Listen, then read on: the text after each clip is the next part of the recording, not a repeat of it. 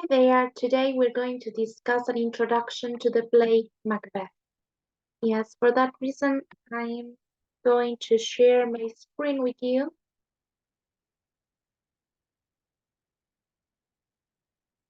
Second.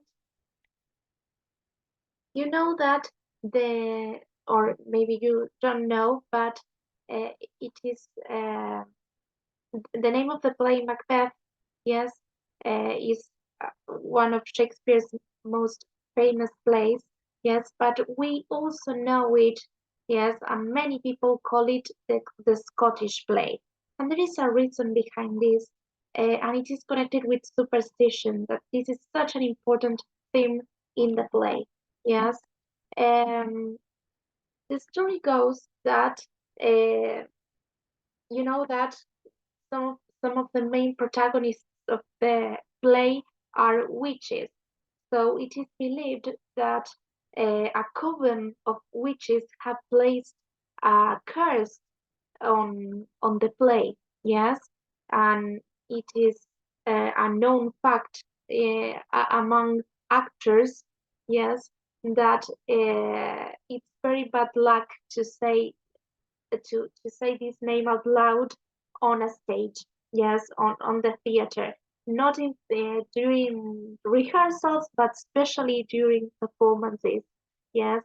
And now we will keep talking about this, and it's not just something to make fun about it, because there were actually fires, tragical night evenings like this one. This is a history fact, something that happened in New York. It is known as the Theater of Blood, and it was a riot caused by rival productions of the play, and 22 people died.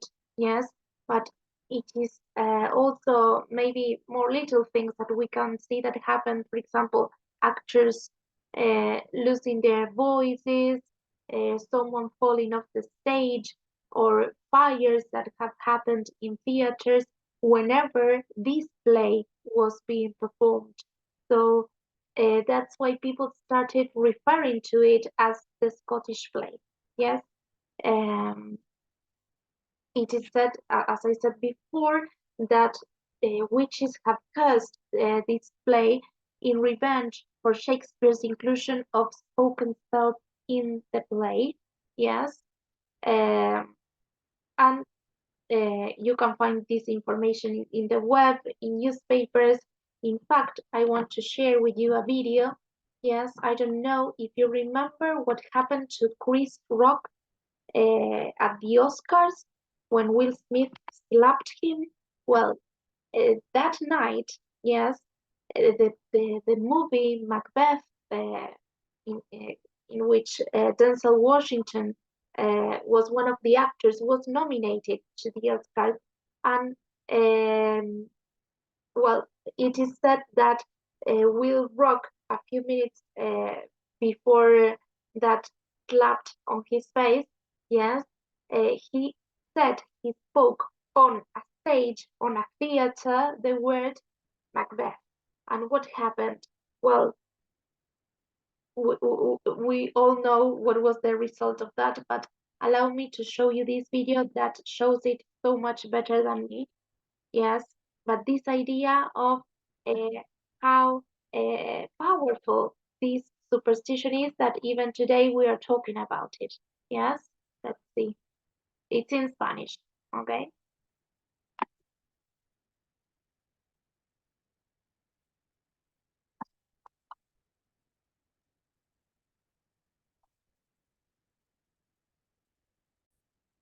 Una vez más a ser rey. A partir de esa poesía y motivado en parte por su esposa, Macbeth mata al actual rey para que le den la corona. Y sí se vuelve rey, pero el mundo se descompone a la verga. La razón por la que es de mala suerte decir Macbeth dentro de un teatro es porque hay registro de varias cosas culeras que han ocurrido alrededor de varios montajes de Macbeth. En una ocasión un actor usó una espada de verdad y mató a un compañero en escena. En otra ocasión 2 compañías de teatro montaron la obra y los de una fueron al teatro de la otra para pelearse. Y en el altercado hubo varias gente desvivida. Todo esto pasó hace un chingo, pero la superstición permanece. Incluso los Simpsons hicieron un chiste de esto. ¿Habla de Macbeth?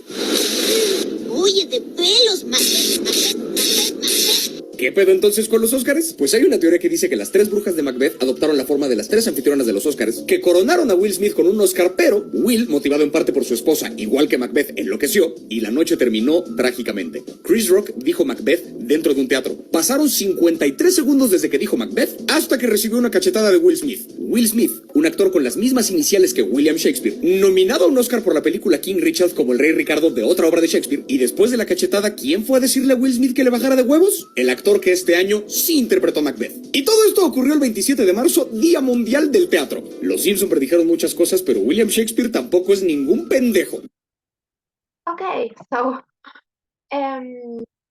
as you can see, this superstition is real, and many people believe that it is better to avoid that name out loud on stage. Yes, so that's how powerful the story, the legend has become. So that's a very important element that we had to mention in connection with the play. Now let us talk about some general information about the play. The date of composition of the play, it is roughly believed to be in 1603 or 1606. Yes, we know that it was only performed during King James' reign. Yes, and not during Elizabeth's time. Then we will discuss the reason behind this. The sources of inspiration that Shakespeare used are Holinshead's Chronicles, which are like an encyclopedia that existed at that time, which contained historical records. Yes, it contained history, basically. Yes, real life history. So it is. We know that Shakespeare read the Holinshead's Chronicles, and he took a lot of information and inspiration from these chronicles. However, we must say that Macbeth is a work of fiction and it's not real, although Shakespeare borrowed some concepts and ideas of what happened and some names, basically, yes, real life names. Another source of inspiration is the gunpowder plot, which was a failed attempt to kill King James at that time, yes, and it was a major event. Everyone heard about it, and it was huge because they found an impressive amount of gunpowder in the at the parliament, yes, and they were caught, yes, just when they were just about to blow up the parliament and they were about to kill King James. So in a way, Macbeth has become the story of what could happen if the king gets killed. Okay, and another source of inspiration is mythology. We know that Shakespeare relied a lot in mythology, and there are several cross references along the play connected with mythology. The main one is the one of the three witches, or the three parkas, or the three fates, as they are known in mythology. Yes, the three fates were the three people that would be standing next to the doors of hell, and they were the ones in control of the doors, of the opening and the closing of the doors. Yes, this is very interesting.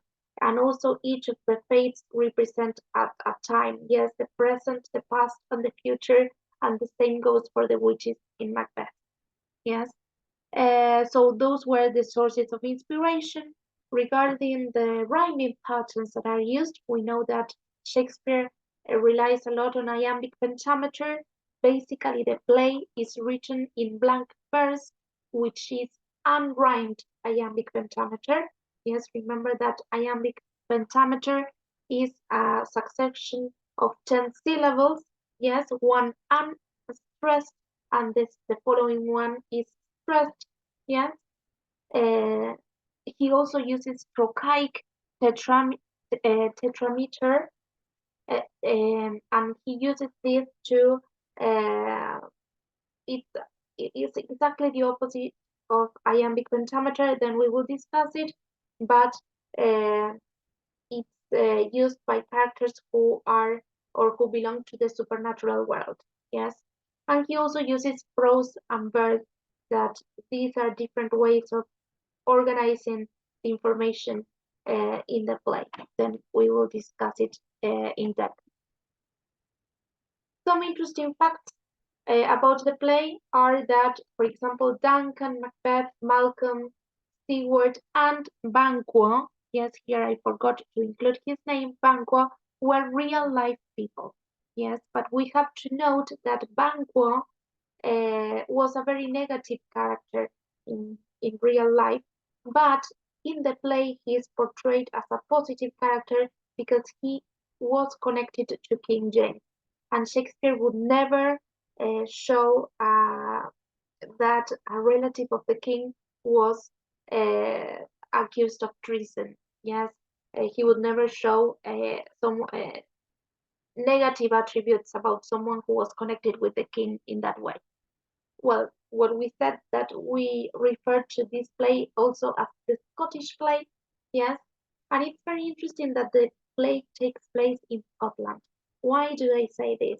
Because we have to remember that Shakespeare was writing in England, but he couldn't place the setting of his stories in England because people maybe would be offended. Okay, he would always choose a distant land, yes, so that people wouldn't get mad. Yes, we have, for example, the Merchant of Venice. We don't have the Merchant of London. Yes, he would always choose a distant land.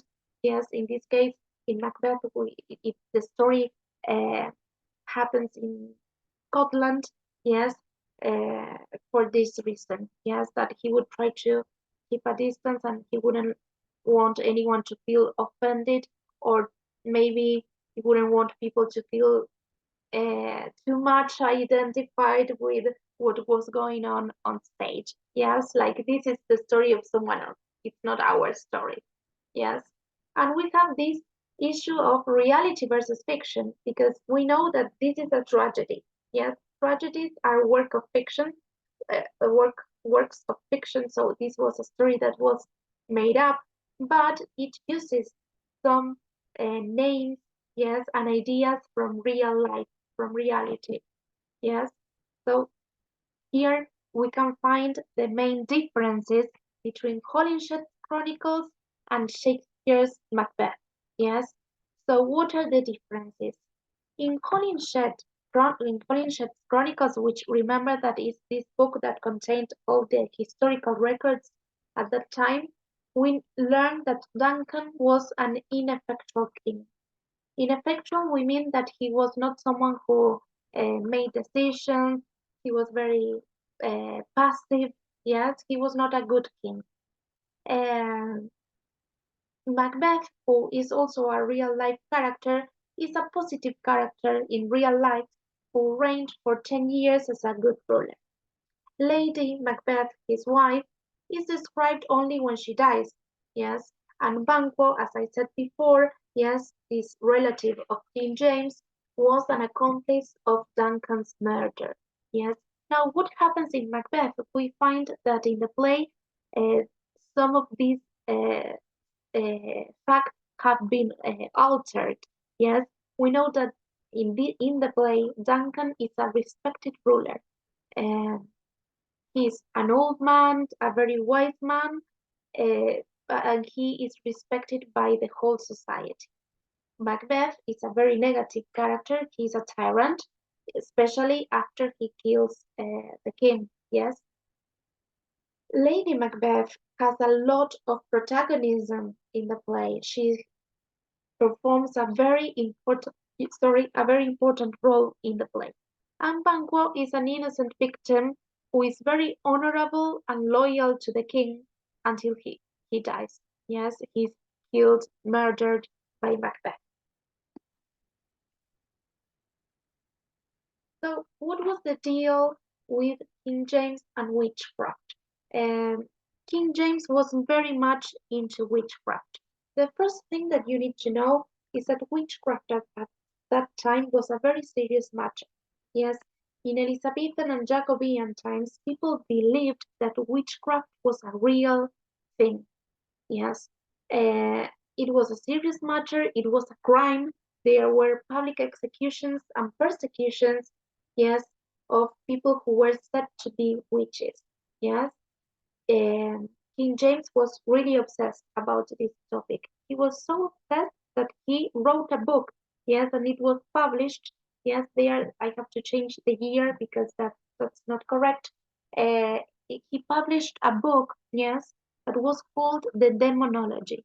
And the main ideas that were shown in this book were that witches had no magical powers by themselves, that their power came from making a pact with the devil, and the devil's aim was to destroy the kingdom, starting with the king. Why? Because the king was the representation of God on earth.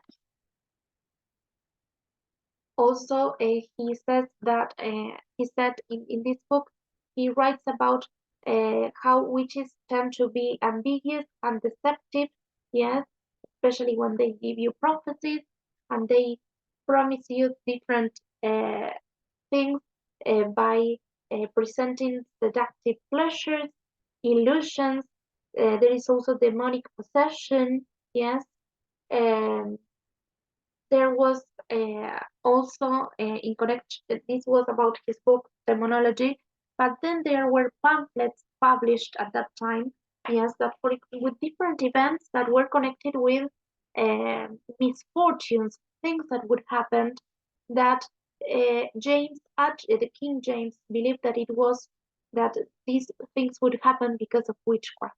Yes, for example, he was going to get married with Anne of Denmark, yes, but he couldn't marry her on time because of thunder and lightning and rain forced the ship to take refuge in Oslo. Yes, and he became directly involved in a series of witchcraft investigations.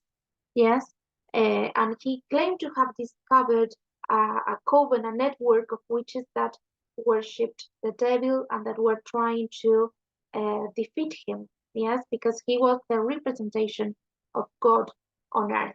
Yes, Agnes Thompson, yes, was someone who was accused of witchcraft, and she confessed that she was a witch, that she did worship the devil, and that King James was uh, her greatest enemy. Yes, so all of these facts were facts, matters of public record, so everyone knew about this, and everyone was very much concerned with this because they were afraid that this order would be disrupted by witches threatening the government at that time. Yes. Um, while Elizabeth was alive, certain plays were not allowed to be performed, especially the ones that depicted issues connected with deposing a monarch or rebelling against the authorities. Why? Well, because Elizabeth was a woman, so it wasn't easy for her to uh, remain powerful on the throne. Yes, so she made every decision that she could so that she could be at the throne and she could feel safe about it.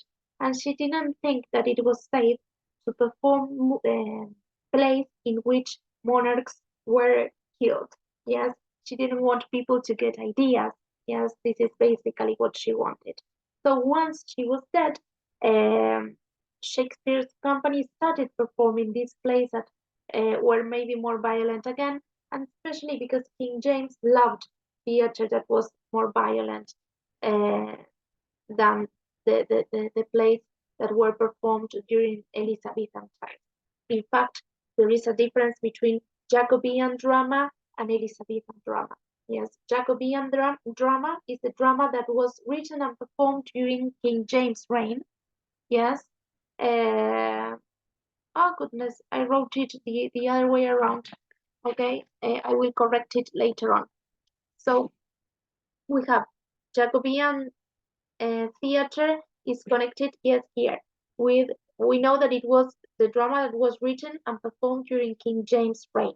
Yes, this was Jacobean theater, and it is connected with tragedies and history plays mainly. Yes, so these were the type of plays that were usually performed at that time. Yes, and they were concerned with this topic, humanity, reality, flaws, and the main difference was that there was extreme graphic violence. They were very dramatic, emphasizing tragic endings, while Elizabethan drama, yes, it's the drama that was written and performed during Queen Elizabeth's reign, yes, we find more than anything romantic comedies. Humanity, yes, is also stressed, but mainly humor, fantasy, lots of elements of mythology.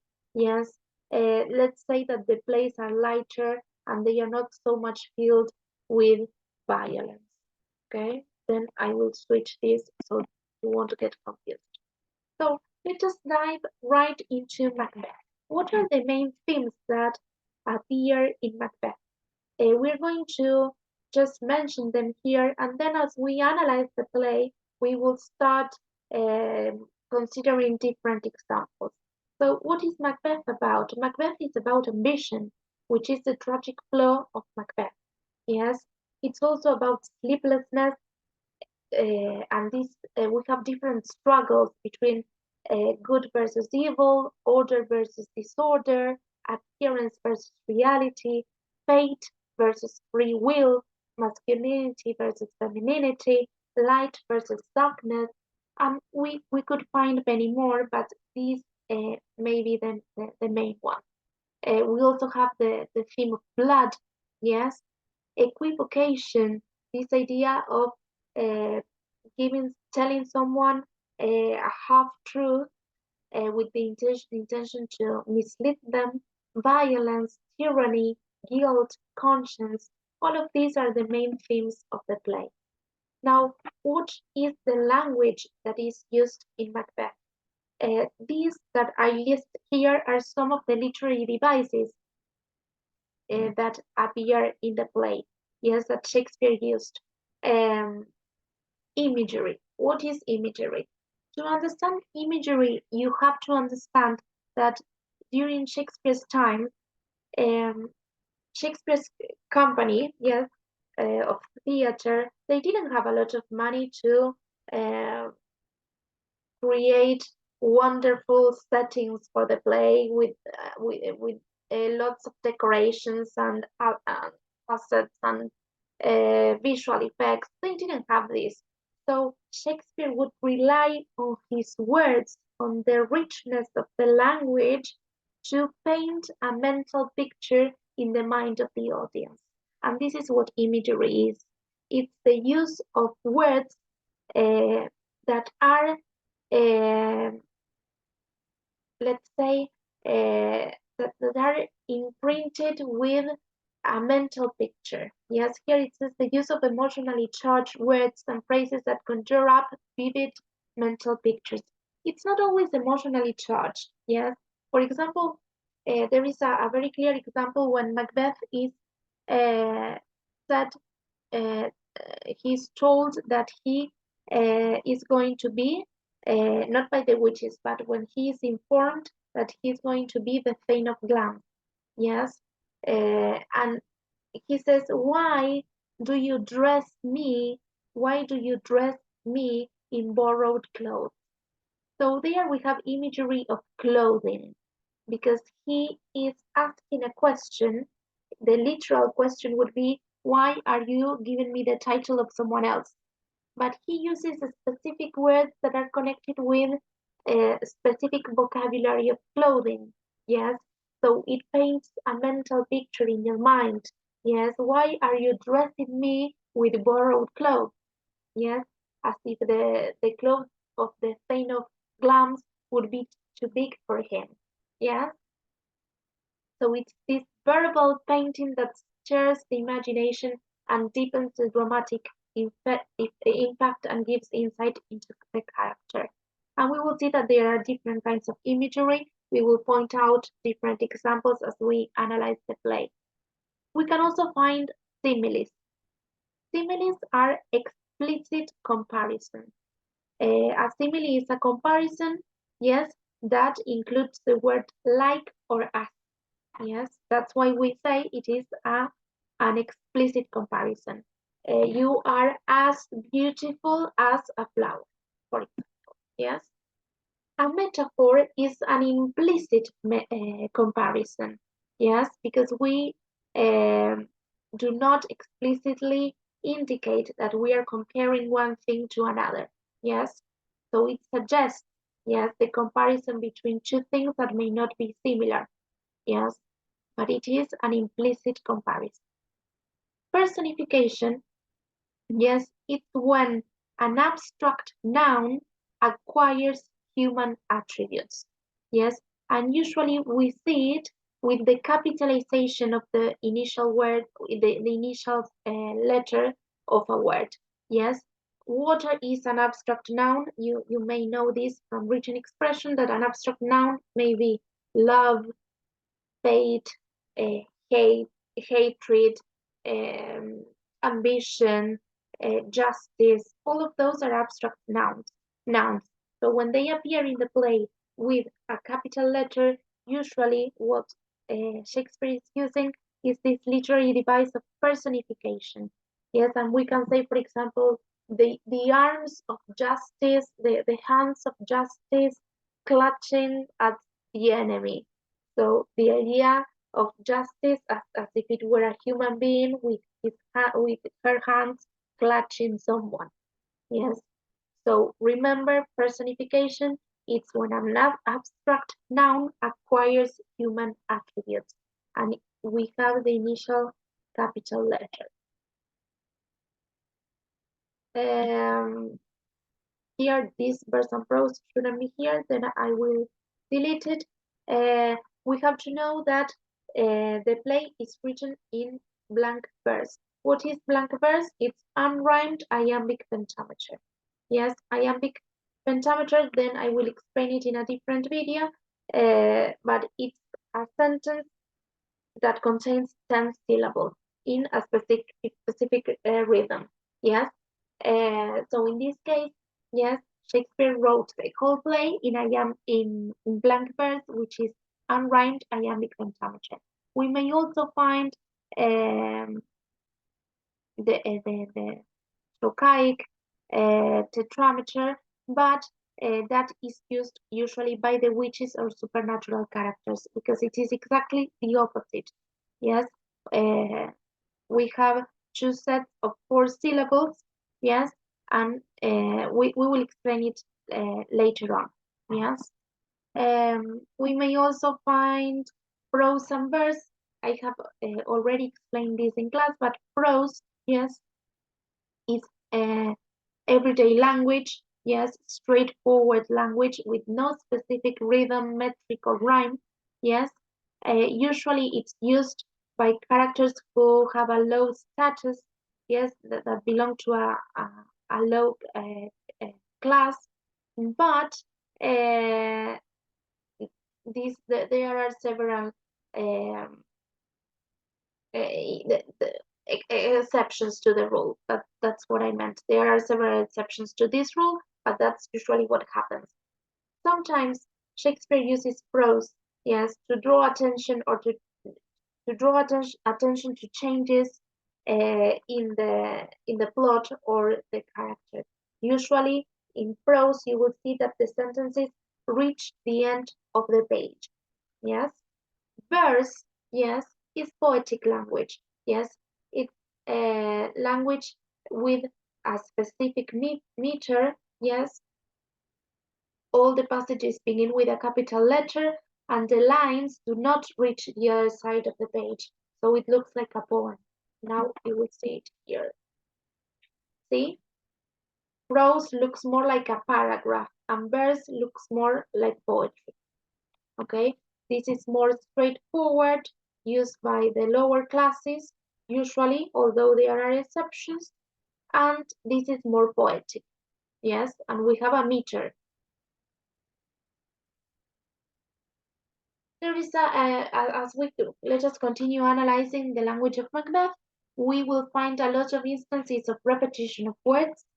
Repetition of words in literature can have different patterns. The one that we will pay attention to is alliteration. What is alliteration? It's the repetition of the initial sound within the same sentence. Yes, it's when within one sentence I find more than one sounds that are the same at the beginning. Yes, it's the repetition of the initial sound in the same sentence. Yes. Soliloquies and asides. A soliloquy in Latin, soliloquy means sololoquy means to speak alone. Yes, and the idea of a soliloquy is that it is a device that is used in theater in which the character is alone on stage and he or she delivers a speech addressed to the audience and he or she speaks her mind. Yes, and the audience has direct access to his mind, and in a way, it allows the audience to fill in the gaps, yes, of the story. Yes, it's different from a monologue because monologues may appear, for example, in novels. Let's say that monologues are a broader term, yes, but soliloquies can only appear in theater. Yes, it's a more specific term of theater. In a novel, you need the monologue to get to know the character and to know what's happening in his mind, and we get it all of the time. Yes, but in theater, the soliloquy is something that happens sometimes. You know that in plays, in theater, you only have the dialogues, so you don't know what is happening inside the mind of the character. So the soliloquies along the play are the perfect opportunity for us to understand their mind. Yes. An aside, it's a stage direction in which one character or some of the characters on stage, yes, say something aside, maybe they comment on something that is happening on the stage while the other characters are not able to hear them. Yes, here it says it's a brief comment or address to the audience that shows the character's unspoken thoughts unheard by the other characters on stage. So what is the difference between a soliloquy and an aside? Is that in the soliloquy, the character, is alone on stage. And on the aside, yes, the character is not alone on stage. There are other characters, but they cannot hear what he or she is saying, okay? And it may happen that the aside includes 2 or 3 characters, yes, that maybe they comment on the situation while other characters are gathered on the other side of the stage, okay? So this is just for you to know. Yes, this is a mind map of the different circles of the play, in the sense that we have the Scottish card, the English forces, the witches, and Macbeth circle, and here you have all the names of the characters with the arrows and their connections. Yes, we have the realm of the witches, their names. Yes. We have the Macbeth and his circle, yes, of people, the Scottish court, including Duncan and all the thanes and the sons of King Duncan, and the English forces that will appear later on. Okay, the English forces appear at the end of the play. This is also a summary of the play that may be useful to you. Yes.